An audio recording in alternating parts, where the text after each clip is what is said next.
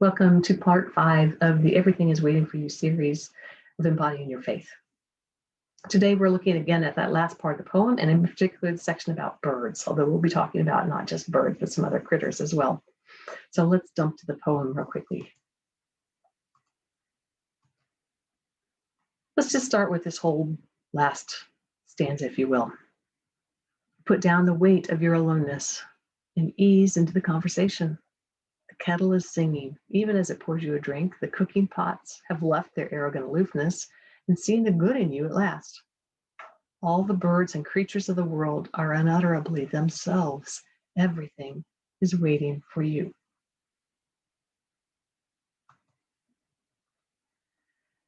So this poem, this section of the poem speaks to me about one complete being in coming into a relationship with another complete being. They belong to each other as God's creations, and they belong together in God's world. From an Alexander Technique perspective, I think about noticing and interacting with others without losing a sense of yourself, without losing yourself. Here's what I mean. I'd like you to go to a window and look for birds or squirrels or dogs, some living creature, right? Once you've identified that there are some that you can look out, then I want you to take a moment and just scan through yourself. You can start at your head, go down through your torso, through your legs, to your feet. Start at your feet, coming up through your shins, your thighs, your pelvis, your chest, your neck, your head. And then with that sense of your whole height, let's add more dimensionality because you are in fact three-dimensional.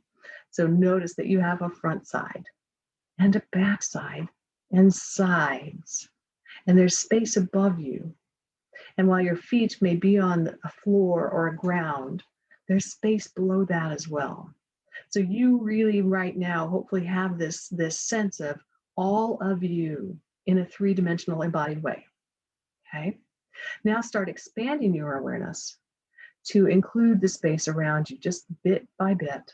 It can start very close. The computer screen, how far out my arms can reach. Keep expanding that while still having that awareness of yourself. And if you need to do that sequentially, that's fine. Right? I can keep going down through my head to my toes and back up and expand out again. Keep doing that until you've expanded to include the living creatures that you identified, and you are also aware of your whole self. Feel free to pause the video, do that, and come back. So what did you notice? Literally, what did you see? What pulled your attention? I will openly admit it may feel overwhelming at first to try to keep awareness of your whole self as you're also being aware of other things, particularly other living things. But if you keep experimenting with it, it will feel less and less like you're trying to do more, and it will subtly change to just a different way of seeing. Let's try another experiment. So again, you're going to go to a window, locate some critters outside. You're going to again take that moment to be aware of your whole self, your whole three-dimensional self. Then, rather than thinking about that space between you and the critters as empty or void, you're going to think of that air as something that's included in your awareness. So it's not just space, there's air. So there is something there, and you're going to include that. You might be helped if you think about, oh, my skin is in contact with the air. Start there and notice the air out from that contact, right? You might think about adding a color or a feel to the air to help notice its dimension. There's a shape to the air between me and this screen, right? And maybe if I add that imaginary color or texture, that might help me. Instrumentalists frequently use this method, filling the space between them and their instruments. It helps their awareness of how they're actually holding the instrument, but it also, when they claim that space, then that space, the instrument, and themselves are all one thing functioning together. And it changes their support of the instrument and how much effort that takes. In this case, you're consciously including the air, space as part of your relationship with those birds or other creatures. So again, feel free to pause, come back. When you do, what do you notice? Do you notice more about the birds, the squirrels, the dogs, whatever it was you were looking at? Are you more aware of where you and they are? And what might that suggest about belonging?